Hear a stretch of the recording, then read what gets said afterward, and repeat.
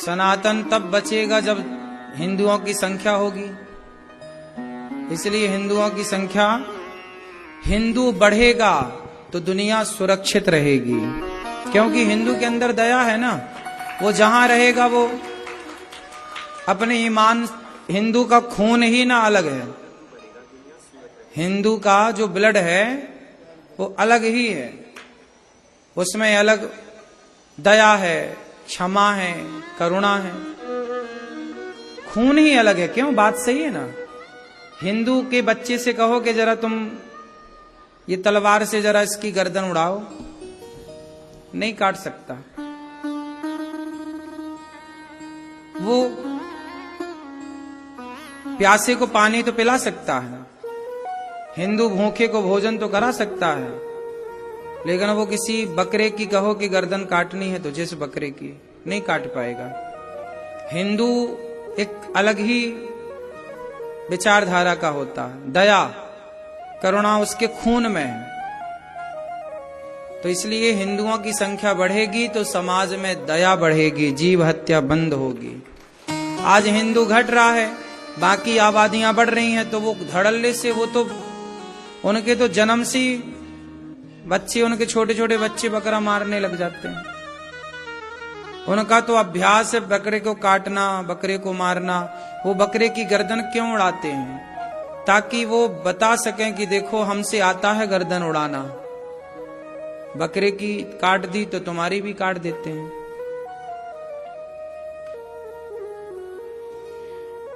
लेकिन मैं आप लोगों से यहां एक बात कहूंगा कि आप अपने बच्चों को किसी का खून बहाना तो मत सिखाना, लेकिन उन्हें तलवार चलाना जरूर सिखाना कि बेटा जब जरूरत पड़े तो माला जपने से काम हो जाए तो माला जपना पड़ता है, लेकिन जब अर्जुन का काम गीता सुनने और गीता सुनाने से नहीं हुआ तो अर्जुन को भी गांडीव उठाना ही पड़ा था, नहीं पड़ा? तो गांडीव उठाना भी आना चाहिए, तलवार चलाना भी आवश्यक है। अभी बांग्लादेश में क्या हो रहा है? मारे जा रहे हैं हिंदू, खदेड़े जा रहे हैं हिंदू, बहन बेटियों के साथ बलात्कार हो रहा है। मेरा सवाल ये है हर हिंदू से, सबसे, कि क्यों भागना है? लड़ो। और लड़ोगे तब जब आपने लड़ने की प्रैक्टिस की होगी। इसलिए कहता हूं हिंदू खदेड़े क्यों जा रहे हैं? बांग्लादेश से, पाकिस्तान से, कश्मीर से, जगह जगह से हिंदू क्यों खदेड़ा जा रहा? क्योंकि हिंदू को ना आत्मरक्षा करना भी नहीं आता।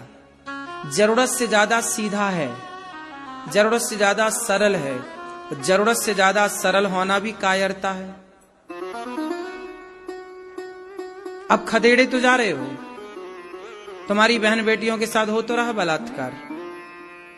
इसलिए सरल होना अच्छा है, पर जरूरत से ज्यादा नहीं। कहते जो ज्यादा मीठा होता है वो अपना नाश कराता है। देखो तो मीठे गन्ने को कोल्हू में पेरा जाता है। ज्यादा सरलता है हिंदुओं की। पृथ्वीराज चौहान ने ज्यादा सरलता दिखाई, इसलिए तो मोहम्मद गौरी ने पकड़ के आंखें फोड़ दी।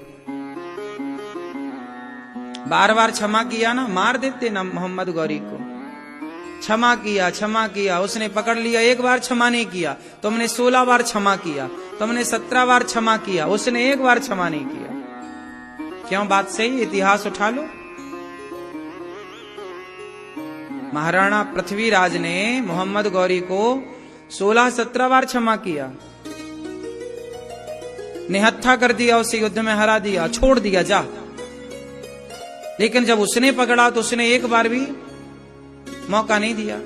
फिर क्या हुआ? तुम्हारी आंखें फोड़ दी गई, तुम्हारी पत्नी को जिंदा जलना पड़ा, जौहर करना पड़ा।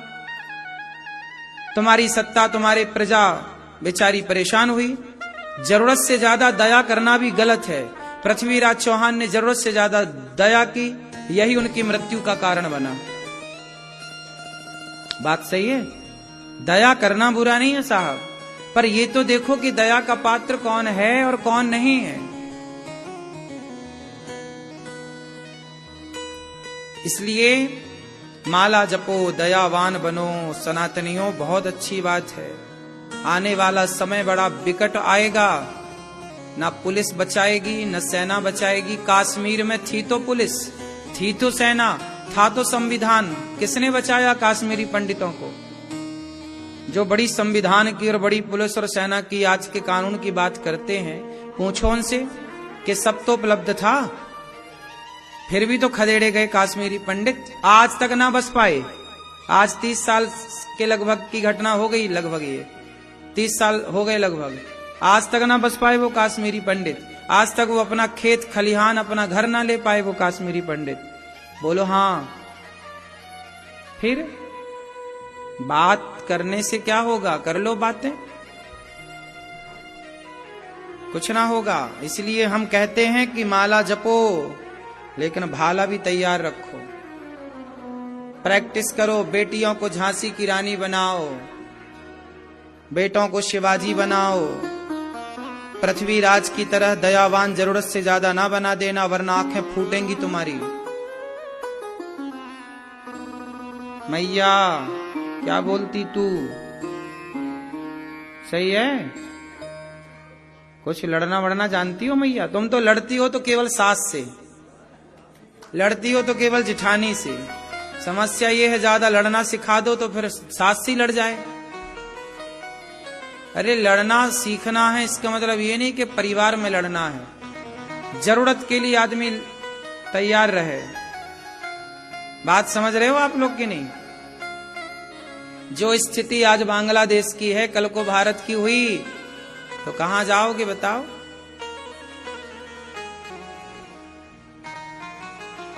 सारे खदेड़ दिए जाओगे। तुम्हें तो भागने की भी जगह नहीं है। कश्मीर से खदेड़े गए तो भारत के कोने कोने में आए, बांग्लादेश से खदेड़े गए तो भारत आए, पाकिस्तान से खदेड़े गए तो भारत आए। भारत से खदेड़े जाओगे तो कहां जाओगे? कौन है तुम्हारा हितैषी अड़ोस पड़ोस में?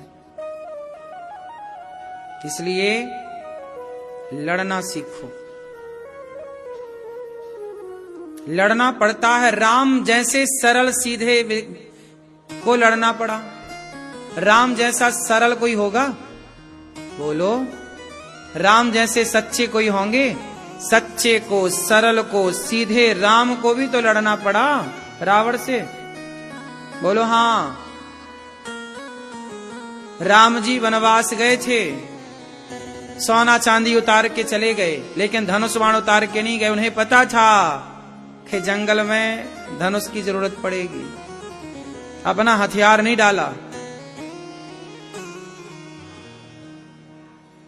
हथियार लेकर के गए थे। और आज हिंदुओं ने हथियार डाल दिया है। तुम्हारे घर में डंडा नहीं है सांप को मारने का? बोलो हाँ। और उनके घर में तलवारें हैं 10-10। क्यों मेरी मां? समय कोई नहीं जानता कल कैसा समय आके खड़ा हो। इसलिए कहता हूं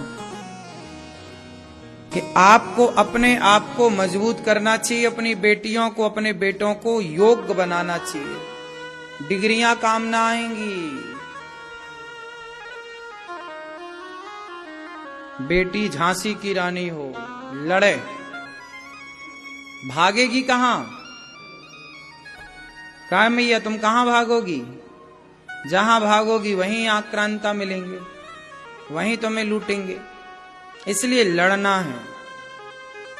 हमारे देश में कितनी वीरांगनाएं भई हैं जिनके बारे में नहीं पढ़ाया जा रहा है बच्चियों को। पढ़ाते तो ये हमारी बेटियां कॉकरोच से डरने वाली काहे बनती। आज हमारे देश की लड़कियां कॉकरोच से डरती हैं, नहीं डरती, चूहिया से डरती हैं। ये बहन बेटियां, तुम का लड़ोगी? काश झांसी की रानी का पाठ सबको पढ़ाया होता और बनाया गया होता। स्कूलों में एक क्लास तलवार की होनी थी सनातन को। हमारे यहाँ तो तलवार की क्लासें थी उस जमाने में। झांसी की रानी के जमाने में क्या था? झांसी की रानी क्या पढ़ती थी? तलवार चलाना, यही तो पढ़ाई थी। युद्ध नीति, यही तो पढ़ाई थी। पहले 3 पढ़ाइयां थी, युद्ध नीति, राजनीति और अर्थनीति। राजा लोग कूटनीति भी पढ़ते थे। अर्थनीति मतलब पैसा कैसे कमाया जाए, ये अर्थशास्त्र है। आजकल बच्चे पढ़ रहे हैं, इन्हें कुछ नहीं पता, इन्हें बस नौकरी, पढ़ लिया, इतनी डिग्रियां हैं, 1 2 3 4 इतनी डिग्रियां हैं, पर क्या बने? नौकर। भैया नौकरी दे दो, 20,000 की दे दो। क्या पढ़ा रे भैया तू, क्या नौकरी करेगा? नौकर काहे बनना है? अर्थशास्त्र पढ़ते तो आप मालिक बनते। हमारे यहां पहले ऐसी पढ़ाई होती थी जो व्यक्ति को सेल्फ डिपेंड बनाती थी, आत्मनिर्भर। आजकल की पढ़ाई व्यक्ति को आत्मनिर्भर नहीं बना रही है, पराधीन बना रही है। क्यों? आप लोग सारे बॉस के अधीन रहते हैं। बॉस ने आज भगा दिया तो खत्म, लो घर में बैठो। तुम नौकर बन के काहे जी रहे हो? तुम्हें शर्म भी तो नहीं आ रही है? इतने नौकरी करनी चाहिए उन्हें जो अनपढ़ है। पढ़े लिखे नहीं तो भैया नौकर बनो, चलो नौकरी करो, करना ही पड़ेगा तुम्हें, तुम नहीं पढ़े लिखे। लेकिन इतना पढ़ के भी तुम नौकर बने तो क्या बने? क्या कहते हो? माइंडेड व्यक्ति जो होता ना, बुद्धिमान, वो नौकर नहीं बनता। ये तो लप्पू झिन्ना है, नौकर बन गए।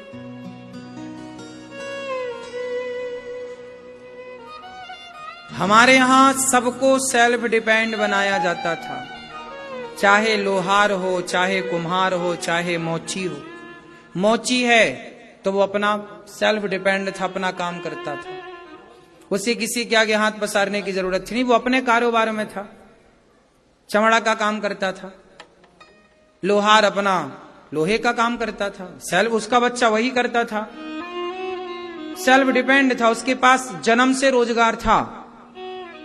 क्यों था कि नहीं? पहले के जमाने में हर व्यक्ति का जन्म से रोजगार था। ब्राह्मण का बेटा है तो पंडिताई करेगा, उसका जन्म से यजमानी थी। क्यों? जन्म से उसका काम था। मतलब ये नहीं कि भैया अब हम बड़े हो गए, ब्याह हो गए, अब क्या करें, नहीं, हमारा जन्म से काम था। बोलो था कि नहीं? फिर कोई बेरोजगार था ही नहीं इस देश में पहले। आज की 21वीं सदी में कितनी बेरोजगारी है। 100 साल पहले जाके देखो, कोई बेरोजगार था क्या? सब काम पे लगे थे, अपना अपना काम सब कर रहे थे, अपने अपने सिस्टम पर थे। अब पढ़ लिख करके आदमी परेशान है।